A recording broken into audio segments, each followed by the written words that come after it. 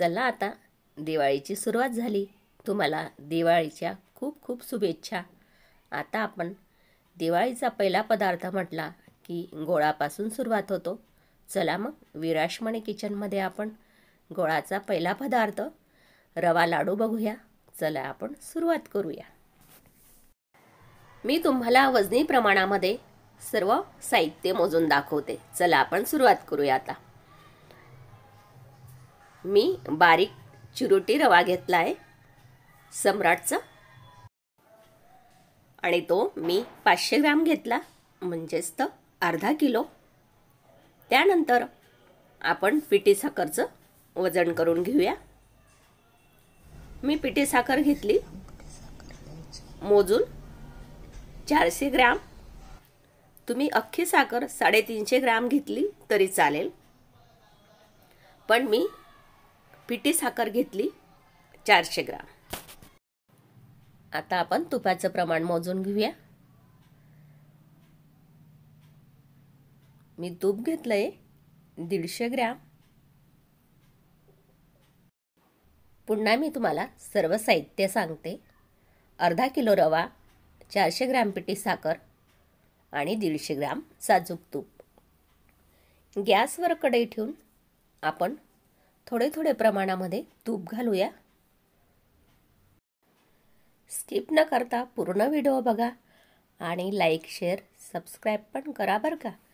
आता आपण तूप बाजूला ठेवून देऊया आणि त्यामध्ये आपण रवा घालूया आणि गॅसची फ्लेम ही अगदी मंदच ठेवायची आपल्याला। आणि त्यामध्ये आपण छान असा रवा खमंग होतो तोपर्यंत भाजून घेऊया।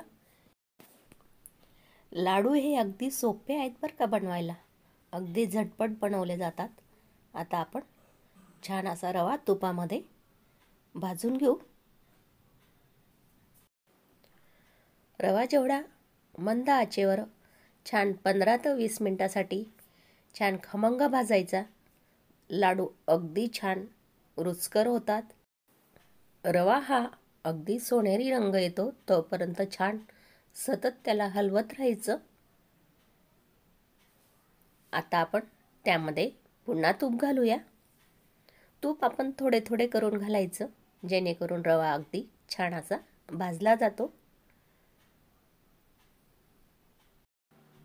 रव्याची भाजणी करतो तोपर्यंत आपण गॅस अगदी मंदच ठेवायचा, मोठा अजिबात करायचा नाही, जेणेकरून आपला रवा छान असा खमंग भाजून होईल। मंद आचेवर रवा छान असा भाजला की छान तो तुपामधून असं छान फुलून येतो। आणि वात जर आपण मोठी केली तर रवा हा जळू शकतो आणि व्यवस्थित त्याची भाजणी होणार नाही। आता आपण राहिलेलं संपूर्ण तूप घालून घेऊया आणि पुन्हा आपण छान असं मिक्स करून घेऊ। जे काय आहे ते सर्व आपण टाकून घेऊया। पॅच्युलाने सर्व आपण तूप सर्व वाटीतलं काढून घेऊ आणि पुन्हा त्याला छान असा मिक्स करून घेऊ। लाडू म्हटले की भाजणी ही अगदी छान व्हायला पाहिजे, नाहीतर लाडू व्यवस्थित होत नाही। गोल्डन होतो तोपर्यंत छान आपण त्याची भाजणी करायची आणि सतत त्याला हलवत राहायचं। लाडू ही भाजणीपासूनच छान असे चविष्ट होतात। गॅस आपण आता बंद करायचा। बघा, या पद्धतीने आपल्याला रव्याची भाजणी करायची आहे। अगदी मंद आचेवर मी 20 ते 25 मिनिटासाठी भाजणी केली। आता आपण त्यामध्ये पिठी साखर घालूया। गरम रव्यामध्येच घालायची, मस्त छान अशी रव्याला छान अशी पिठी साखर ही छान अशी मिळून येईल, एकजीव होईल। अगदी पटापट आपण मिक्स करायची। लाडू म्हटले की अगदी झटपट होतात, पण त्याची भाजणी छान केली तर लाडूही अगदी छान होतात। जिभेवर टाकताच विरघळणारे असे आपले लाडू तयार होणार आहेत। आता आपण सर्व पिठी साखर एकजीव करून घेतली। आपण त्याचा छान असा गोळा तयार करून घेऊ। थोडेफार पिठी साखरचे खडे राहिलेही तरी मी तुम्हाला पुढे टिप्स सांगणार आहे. सर्व आपण आता एकजीव करून घेतलं. अगदी आपण या पद्धतीने दाबून छान असा गोळा तयार करून घेतला. आता आपण त्यावर झाकण ठेवून घेऊया आणि आपण 1 तासासाठी छान असं थंड करून घेऊ. झाकण उघडल्यानंतर आता आपण मिक्सरच्या भांड्यामध्ये ते मिश्रण टाकून देऊया. थोडे थोडे करून आपल्याला 3 वेळामध्ये हे मिश्रण मिक्सरला फिरून घ्यायचं आहे. बघा, ही तुम्हाला मी ट्रिक सांगितली होती, टिप्स सांगितली होती.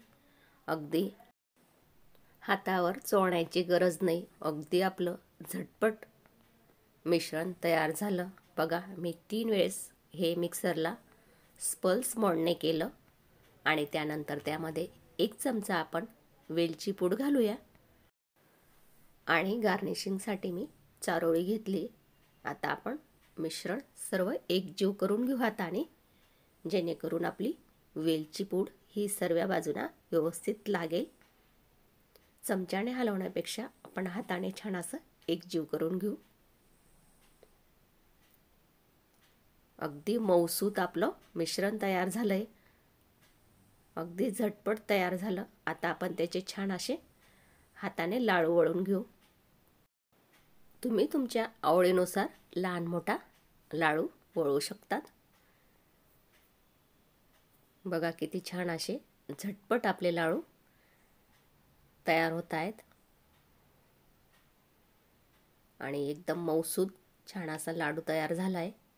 आणि त्यावर आपण गार्निशिंग चारोळी लावूया. वाव, मस्त.